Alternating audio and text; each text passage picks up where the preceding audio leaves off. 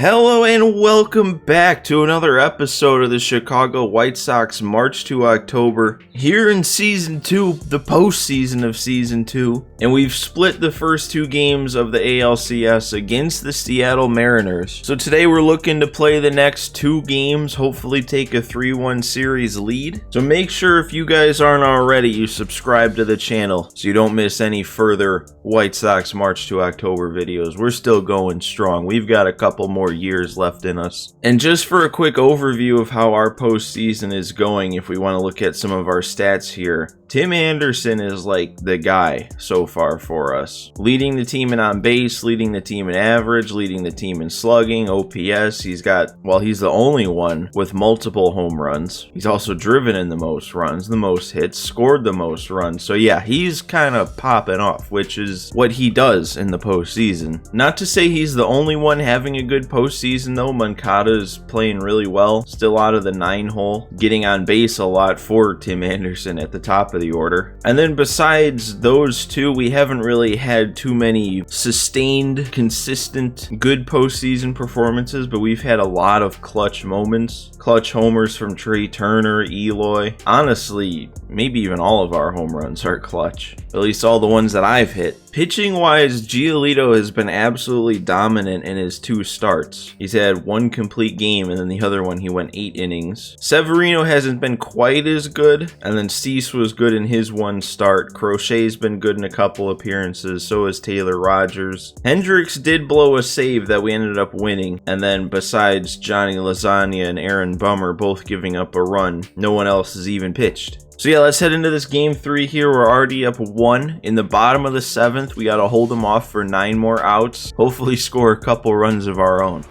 And welcome in, everybody. Glad you're with us. We've got the American League Championship Series on the show.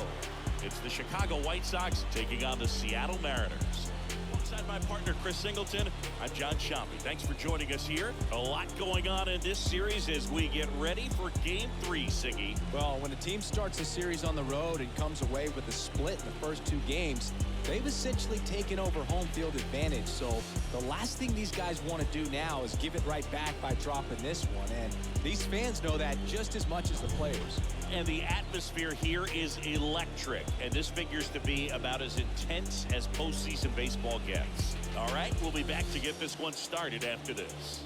I feel like I've said this before, and I don't know what it is, but I really like playing in Seattle on this game. So I'm feeling good heading into this one, and Dylan Cease seems to be having another good start here in the postseason. So far, we've got a Sano home run, and then it looks like a Vaughn double. Vaughn has another hit too, so I don't know which one he drove the run in with. But it's the bottom of our order getting it done today. Top 4 don't have a single time on base, and the bottom 4 have all got a hit. Grandal's out here stealing bases, so that's how you know we want to win. And Cease has gone 6, only giving up 2 hits, no walks, 1 run, and 5 strikeouts. And it was a home run that gave up the 1 hit, or the 1 run. That's where things are at here, and I'm probably going to try and give Cease the 7th here. He's only got 66 pitches. Sheets? Oh man, I thought he was going to make that play. That's not how you want to start things off here with a leadoff double. I'm going to give, you know what? I'm going to say no matter what, this is going to be it for Cease. I'm going to try and give him France here. Hopefully he can get the out. And then there's a couple lefties coming up, so we'll go to Crochet. Oh no, I lost it. He only had allowed 2 base runners up to this point in the game, and I came in and allowed 2 more on the first 2 batters. I blew it for him. Now we're going to go to Crochet, get us out of this inning. Really can't allow a run. I was kind of banking on just holding this lead for the rest of the game. Dude, seriously? It's not just the fact that they're not swinging, but the fact that I'm having pretty good releases, even perfect releases, and they're not ending up strikes. I'm kind of afraid to go for a strikeout pitch here. I just want to give him another fastball. Avoid throwing it out of the zone, and don't want him turning on it. I knew it. I knew it. That is a perfect slider. We're going to get the out at home. There we go. Don't try that on me. They're going to try it again. What are you doing? You got bases loaded. Nobody out. And you're trying to play for the tie in the 7th? That is horrible AI, I guess. I was gonna say horrible managing, but obviously it's not a real manager. And then they pop it up to end it. That, I can only imagine if this universe was real, the Mariners fans after that inning, oh my god, Twitter would be on fire. We're gonna see Casey Sadler again. Is this all 3 games so far that he's pitched? Turner, that could be a hit with his speed. Oh yeah, he's easily going to beat that out. There is a chance that that's only his 2nd hit of the postseason so far. Dude, Turner got a horrible jump. I think that was a strike anyway, so I had to swing. Go to 3rd. He's not going to get it there, yeah. I wish he was just off on contact, so that didn't even have to be a thought. But with Trey Turner's speed on a play like that, yeah, you got to go to 3rd. Not like it makes a ton of difference because he's probably scoring from 2nd on a base hit anyway.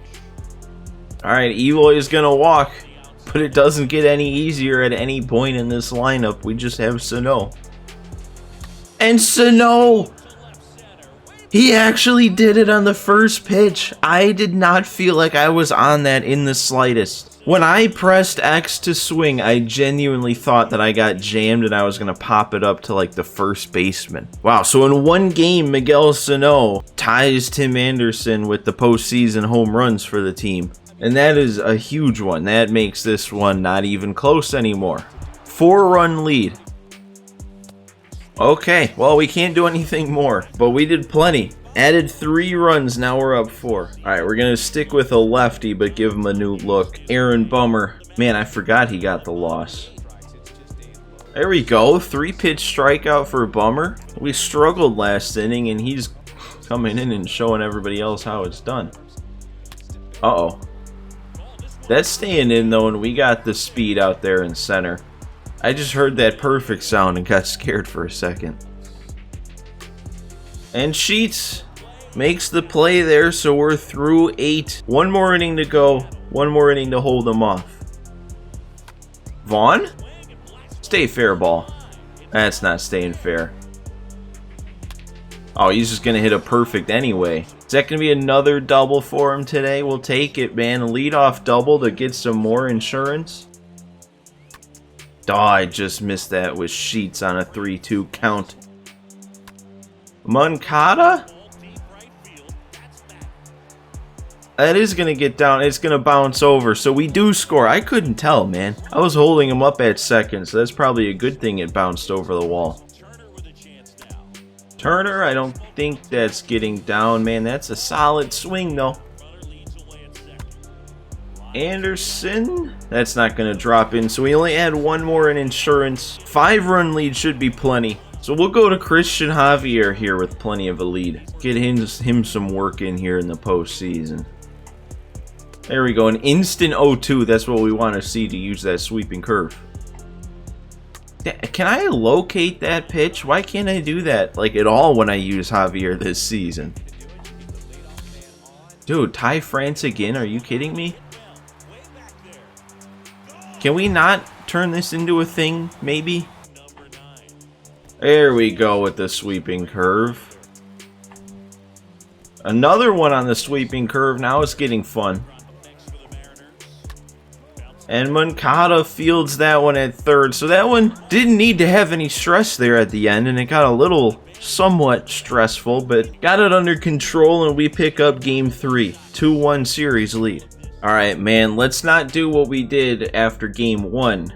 Having a good day on offense. And then just pretty much not do nothing the next game. We got to start out 0-0. So we're not losing, but we still got to do something. The Mets have taken a 3-2 lead on Atlanta, and I knew I probably wasn't going to be able to avoid this. Every game after it was over, I kept going back into this pitching rotation screen.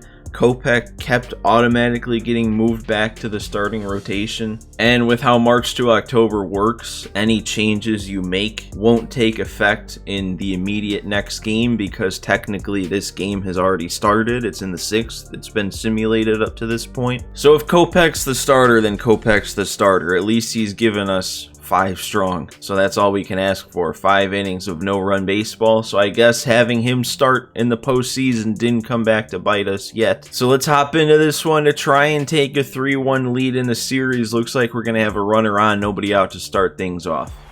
On the corner of Dave Niehaus Way and Edgar Martinez Drive, welcome to T-Mobile Park. We've got the American League Championship Series on the show. John Shambi, Chris Singleton with you. And Singy, there's been a lot to talk about already in this series as we head into Game 4. Well, if the first 3 games are any indication, this has the look of a series that'll go all the way to Game 7, Boog. I think this is a classic matchup, and we've seen momentum change course a few times already. But I'll tell you what, I think whoever takes this one will be feeling really good about their chances the rest of the way. Yeah, that's a good point. We've seen it before. Even when you're down 2-1, it seems like a win in Game 4 can propel you to a series win more often than not. All right, we'll be back to get this one started after this. So Robbie Ray is back on the mound for Seattle, which is interesting because we don't have Giolito. So I wonder if we bounced Robbie Ray early enough that he was able to recover here for Game 4. But since we went, I think, CG with Giolito in his last game, he probably doesn't have enough in the tank. But hang on a second, because I just noticed this. Not only has Michael Kopech given us a strong 5 scoreless, he's given us a no-hit 5 scoreless. 5 innings, no hits, 7 strikeouts for Kopech. So let's try and get some runs early for him so we can see what we can do leaving him out there. Okay, and they're going to walk Luis Robert on 4 pitches. Probably smart with how much he destroys lefties. But you don't get a break, man. Vaughn destroys lefties too. Ooh, alright, good. We held up 3-2 count. Oh no. Oh, I swung too early on a fastball. Man, that was right there, but not quite right there, if that makes any sense. That one was... So we gotta slow the bat down on the heat. Really? Okay, that's not good. That's a couple strikeouts on hittable pitches. I don't think I got enough of that. That's a pretty solid swing though for that just to be a lazy flyout with Grandal. Man, I really feel like I should have been able to do something there that inning. Oh, it was a hit by pitch. I was confused because I was only looking at our part of the box score and I saw no hits, no walks, no errors on Kopech's line, but then they brought up 8-9-1 coming up. So I was like, how is it not a perfect game? We hit a hitter. Hit by pitch. There we go, another strikeout for Kopech. It's still intact. Oh, that's gonna... Of course it's a blooper to the opposite field that ends it, because why wouldn't it be? From the 9-hole hitter. And that's of course going to be a double play.